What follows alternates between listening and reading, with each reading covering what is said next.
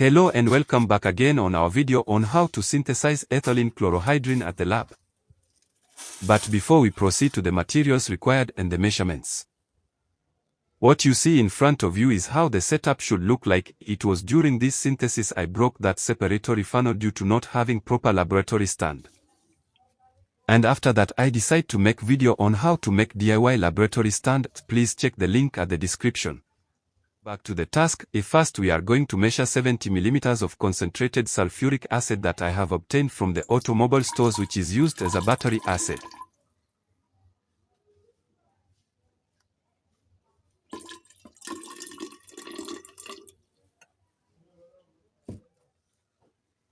With the stopcock closed, the measured sulfuric acid is carefully going to be poured in this separatory funnel, which will be used as dropping funnel. While inside the 3-neck round bottom flask there is already measured 100 grams of sodium chloride.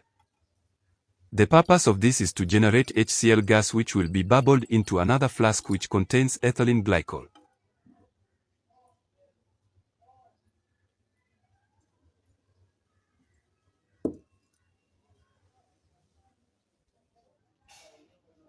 With that being said, now 200 ml of ethylene glycol is being measured and 20 ml of sulfuric acid is also measured and poured into ethylene glycol solution, as it will act as catalyst during the process.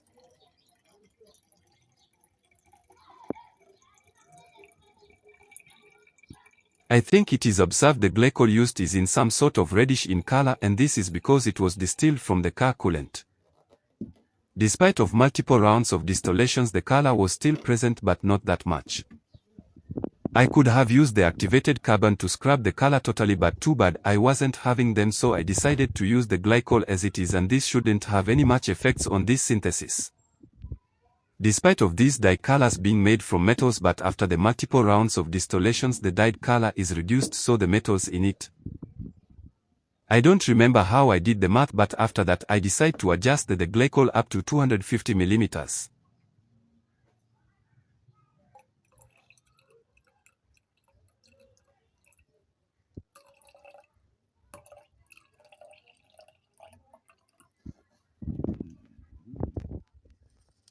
And after the sulfuric acid being already in it, I poured everything together inside another flask where the generated HCl gas will be bubbled in order to generate ethylene chlorohydrin.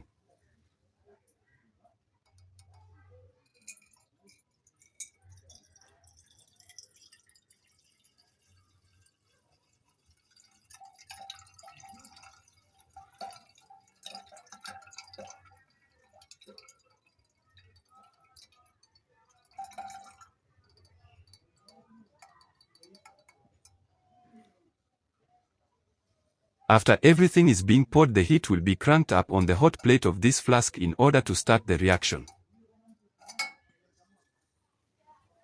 The heat was also cranked up on the heating mantle which contains the 3-neck round bottom flask in order also to start generating HCl gas. But suddenly, while I was moving things around, accidentally I touched the condenser connected to the reaction flask. And because I wasn't having proper laboratory stand, the entire thing moves over, dropped, and sadly I broke my separatory funnel neck.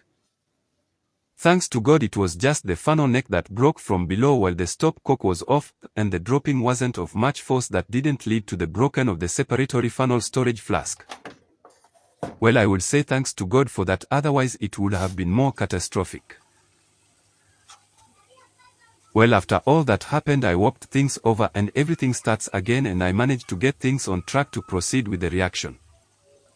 So sulfuric acid was dropwise inside the 3-neck round bottom flask contains sodium chloride, and generated HCl gas was bubbled into this flask on heat which contains ethylene glycol so as to generate ethylene chlorohydrin. The glycol will be boiled up to 120 degrees Celsius to initiate the reaction, and the HCl gas will be flowing through this Teflon tube coming from the reaction flask, passing all the way down through the condenser. The idea of using the condenser was to reflux condensed liquid back to the reaction flask, so to increase effectiveness of the reaction. Remember, we're not trying to distill anything rather than to condense it back. And I hope you can see the HCl gas is already started to bubble inside the glycol flask.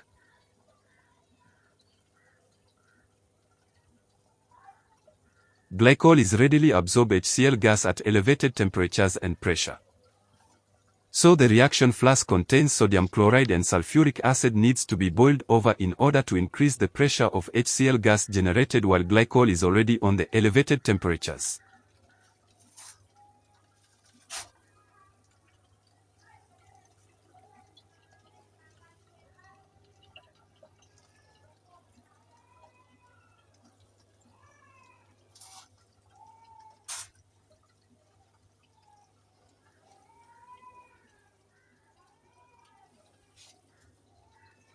Well, this is our separatory funnel that broke its neck down below at the beginning of this video.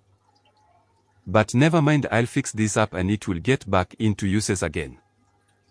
Our sulfuric acid will be also stored and used later for other reactions. Now back to the task. After all that being said, our reaction still continues and we are going to proceed with it until there is less or no more HCl gas bubbles. And after that happens, we are going to experience a suckback where our ethylene chlorohydrin will be sucked back to the 3-neck flask, which is used as a trap set between the two reactions flask. As you can see, the suckback is already happened and the chlorohydrin has been sucked to the trap flask and we are going to pour it in the measuring cylinder.